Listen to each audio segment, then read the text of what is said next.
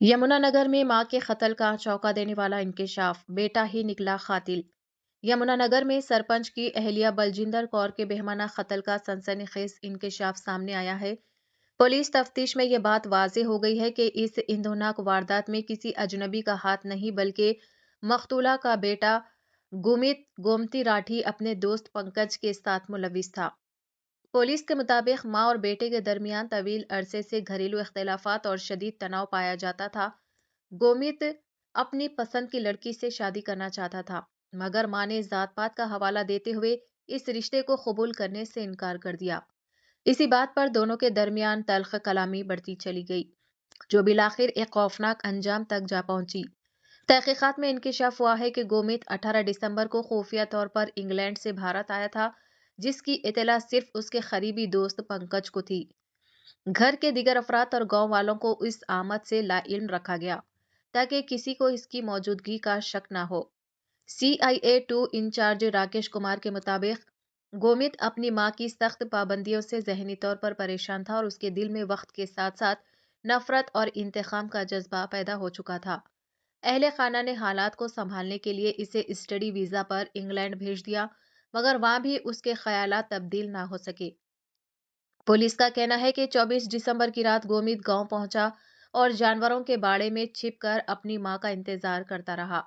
जब बलजिंदर कौर रात गए जानवरों को चारा देने के लिए वहां आई तो पहले डंडे से हमला किया गया और बादजा गला घोटकर उन्हें मौत के घाट उतार दिया गया। वारदात के बाद नाश को पानी के हौज में डालकर उसे हादसा जाहिर करने की कोशिश की गई। DSP आशीष चौधरी ने प्रेस कॉन्फ्रेंस में वाकये का पर्दाफाश करते हुए बताया कि दोनों मुल्जिमान को गिरफ्तार करके अदालत में पेश किया गया है, जहां उसे उन्हें 4 दिन के पुलिस रिमांड पर भेज दिया गया है। पुलिस वाकये के तमाम पहलुओं की बारीकबीनी से तफ्तीश कर रही है। चैनल को लाइक करे, शेयर करे और फॉलो जरूर कर ले। गांव शामपुर जो पुलिस स्टेशन सडोरा में है, उसके जो मौजूदा सरपंच हैं, उनकी जो पत्नी है बड़ी संदिग्ध हालत में उनकी जो लाश है उनके पशु का जो बाड़ा होता है उसमें मिली थी और वो भी एक बड़ा सेंसेशनल केस था क्योंकि महिला उसमें इन्वॉल्व थी।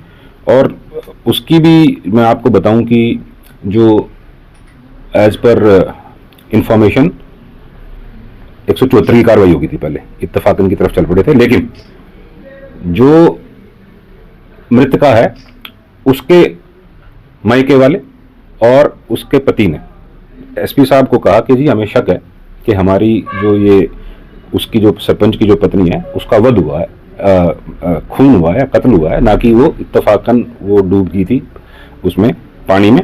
तो उसकी सेंसिटिविटी को देखते हुए श्री कमलदीप गोयल जी ने, जो पुलिस अधीक्षक हैं, CIA-2 और मेरी सुपरविजन में एक टीम गठित की और उसके चलते हुए हमने जब इसमें इन्वेस्टिगेशन चालू की, और जैसा कि मैं हमेशा बोलता हूं कि पारंपरिक और साइंटिफिक इन्वेस्टिगेशन को जोड़ के जब हम इस तथ्य पे पहुंचे तो पता लगा कि जो मृतका बलजिंदर है उसका जो कत्ल है, उसका जो खून है, उसी के लड़के ने, आरोपी ने, जो गोमित है, अपने ही गांव शामपुर के एक लड़के पंकज के साथ मिलके प्लान करके उनका खून किया है। अभी क्योंकि वो कल ही अरेस्ट हुआ है और जो शुरुआती पूछताछ में जो अभी हमारे पास जो इन्फॉर्मेशन है वो यही है कि गांव की ही किसी लड़की से वो शादी करना चाहता था जिसके के घर वाले खिलाफ थे, और चूंकि वो बाहर गया हुआ था तो आर्थिक तंगी से वो जूझ रहा था और अपने घर वालों से निरंतर